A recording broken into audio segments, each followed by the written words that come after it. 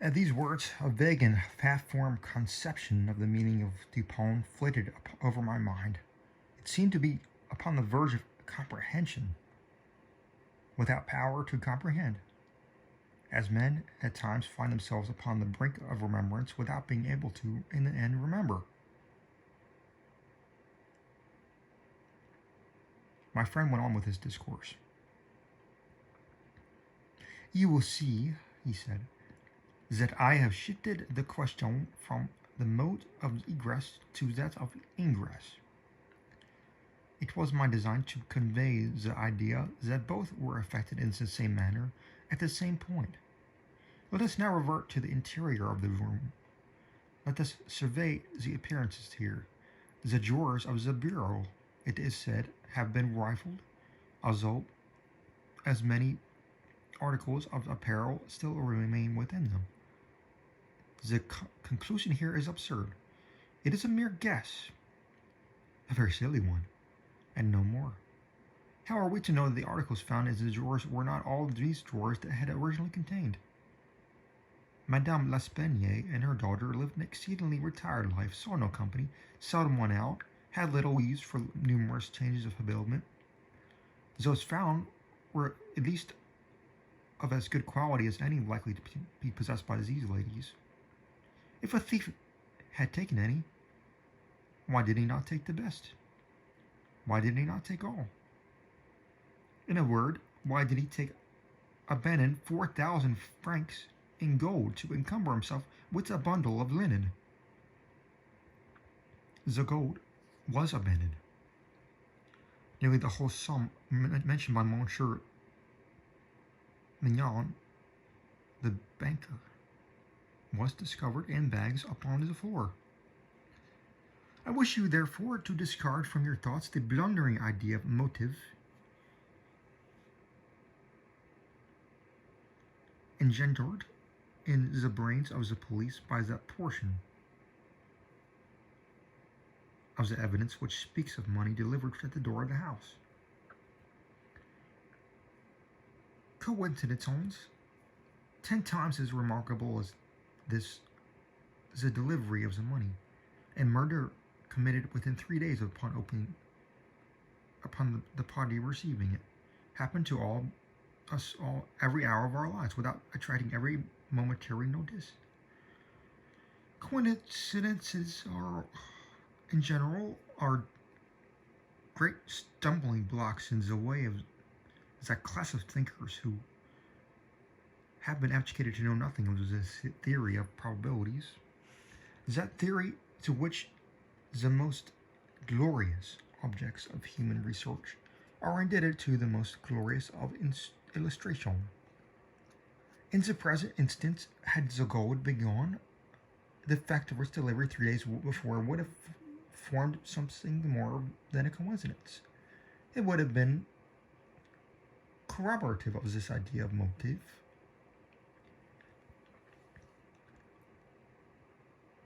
But under the real circumstances of the case, if we are to suppose gold is the motive of this outrage, we must also imagine the perpetrator so vacillating an idiot as to have abandoned his gold and his motive altogether.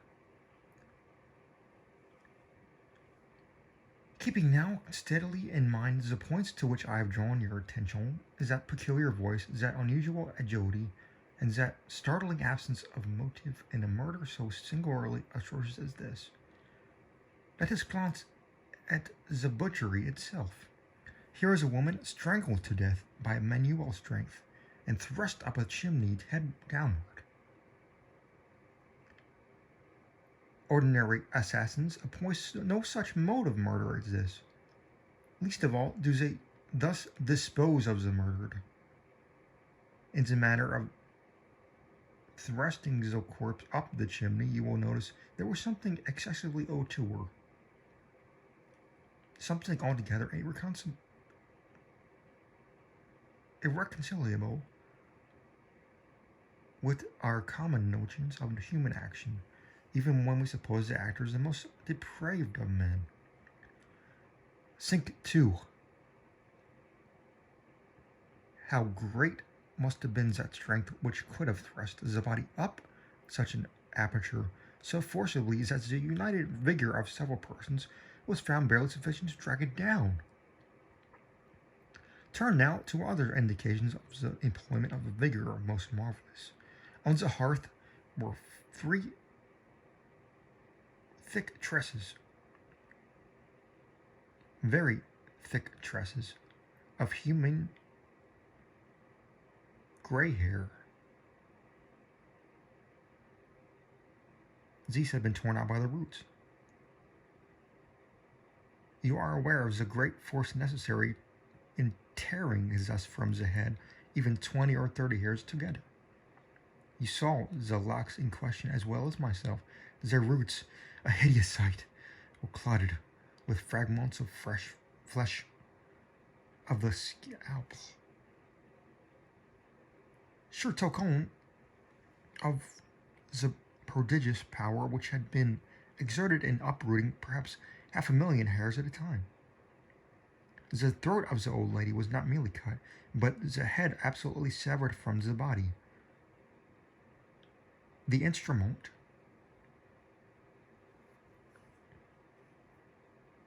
was a mere razor.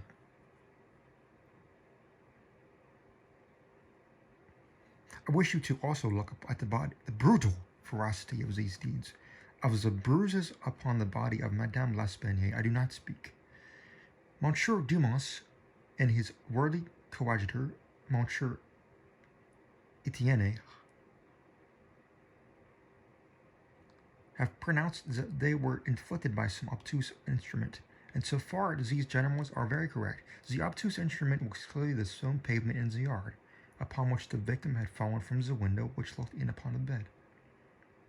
This idea, however simple it may now seem, escapes the police for the same reason that the breadths of the hair, the breadths of the shutters escapes them. Because by the affair of all the nails, their perceptions had been hermetically sealed against the possibility of the windows having ever been opened at all. If now, in addition to all these things, you have properly reflected upon the odd disorder of the chamber, we have gone so far as to combine the ideas of an agility astounding, a strength superhuman, a ferocity brutal, a butchery without motive, a grotesquerie in horror absolutely alien from humanity, and a voice foreign in tone to the ears of men of many nations, and devoid of all distinct or intelligible simplification.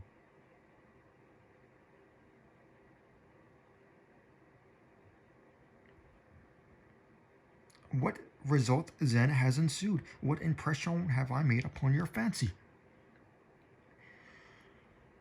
I felt a creeping of the flesh as Dupont asked me the question.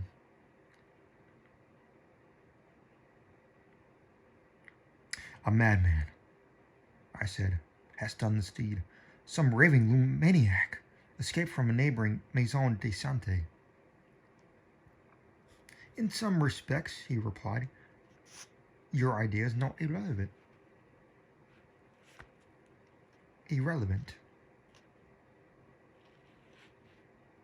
But the voices of the madman, even in their wildest paroxysms, are never found to tally with that of the peculiar voice found upon the stairs. Madmen are of some nation, and their language, however incoherent in its words, has always the coherence of syllabification. Besides, the hair of the madman is not such as I hold in my hand.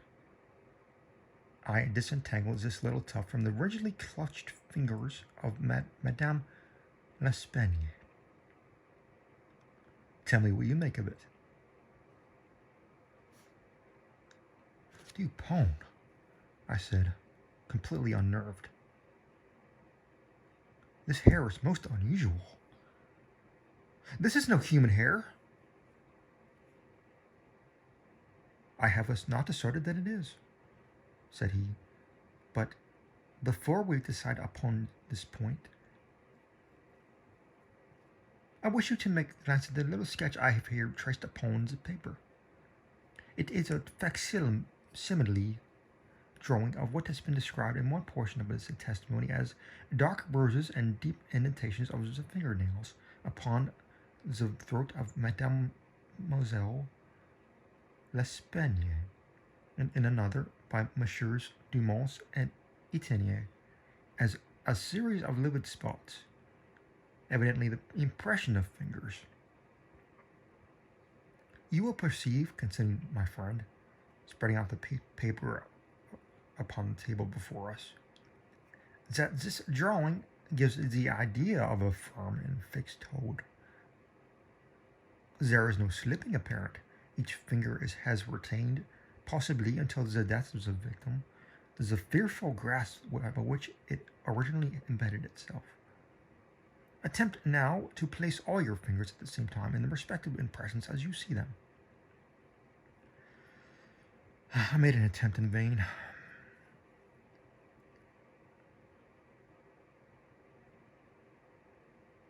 We are possibly not giving this matter a fair trial, he says.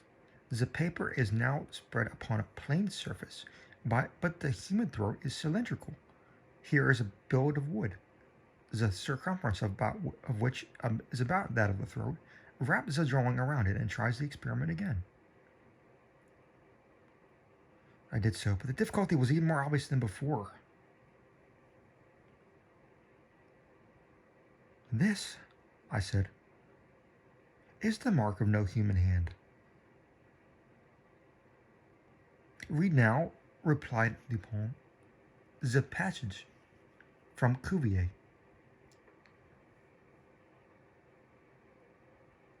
It was a minute, anatomical, and generally descriptive account of the large fulvous orangutan of the East Indian Islands. The gigantic stature, the prodigious strength and activity, the wild ferocity and the imitative propensities of these mammalia are sufficiently well known to all. I understood the full horrors of the murder at once.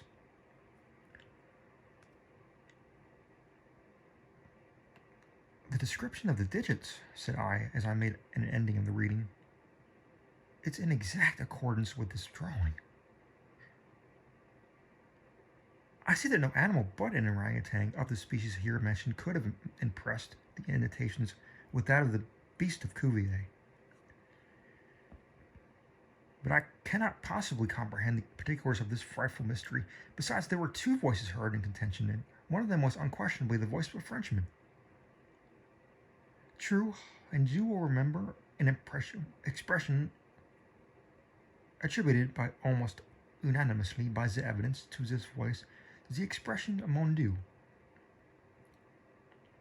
This, under the circumstances, has been justly characterized by one of the witnesses, Montaigne, the confectioner, as an expression of remonstrance or expostulation. Upon these two words, therefore, I have mainly built my hopes of a full solution of the riddle. A Frenchman was cognizant of the murder. It is possible, indeed it is far more than probable, that he was innocent of all participation of the bloody transactions which took place. The orangutan must have escaped from him. He may have traced the chamber, but under the agitating circumstances which ensued, could never have recaptured it. It is still at large.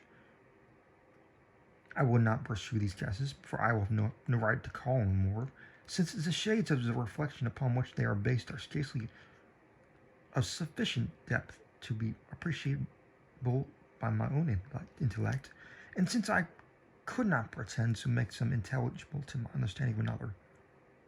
We will call them guesses, then, and speak of them as such. If the Frenchman in question is indeed, as I suppose, innocent of this atrocity, this advertisement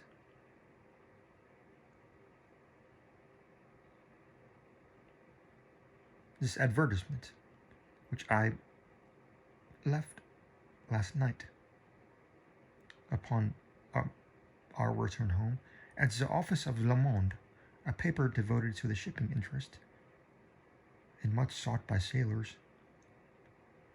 will bring him to our residence.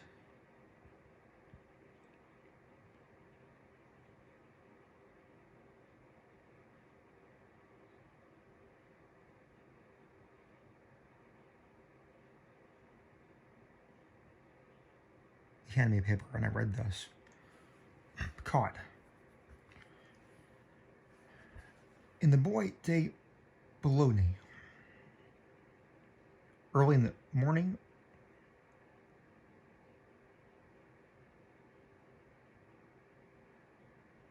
of the murder,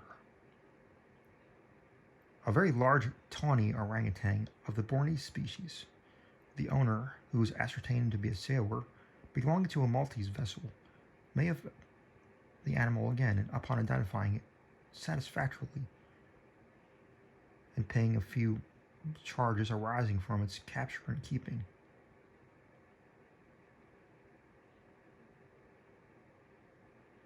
Call the number Rue Faubourg Saint-Germain. Au Troisième.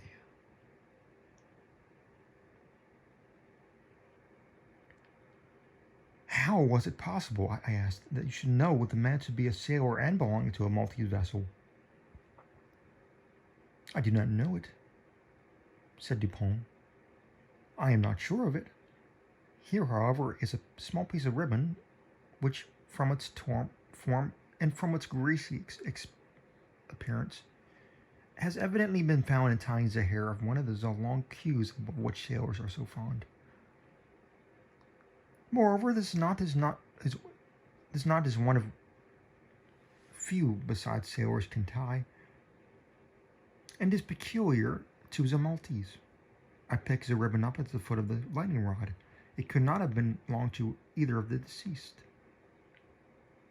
Now, if after all I am wrong in my induction of from this ribbon, is that the Frenchman was a sailor belonging to a Maltese vessel, still, I can have done no harm in saying what I did in the advertisement.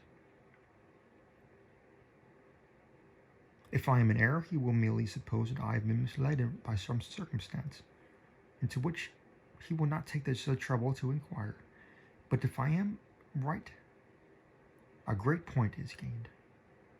Cognizant, although innocent, of the murder, the Frenchman will naturally hesitate about replying to the advertisement about the demanding the orangutan. He will reason thus: I am innocent, I am poor, my orangutan is of great value, to one in my circumstances a fortune of itself. Why should I lose it through idle apprehension of danger?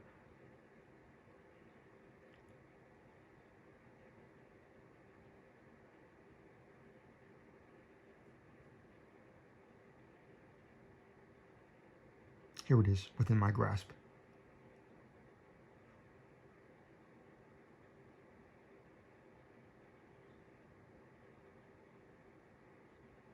Was found at the Bois de Boulogne, at a vast distance from the scene of the butchery. How can it ever have been suspected that a distance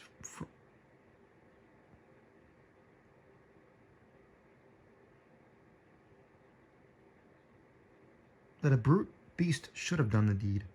The police are at fault. They have found to procure the slightest clue. Should they even trace the animal, it would be impossible to prove me constant of the murder, or to implicate me in guilt on account of that cognizance. Above all, I am known. The advertiser designates me as the possessor of the beast. I'm not sure what the limit his knowledge may extend.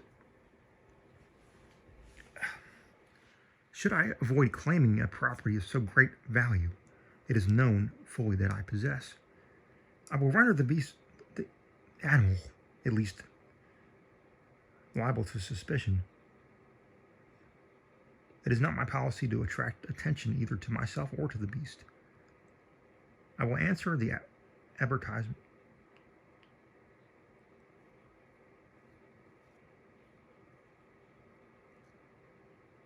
Get the orangutan and keep it close until this matter has been blown over.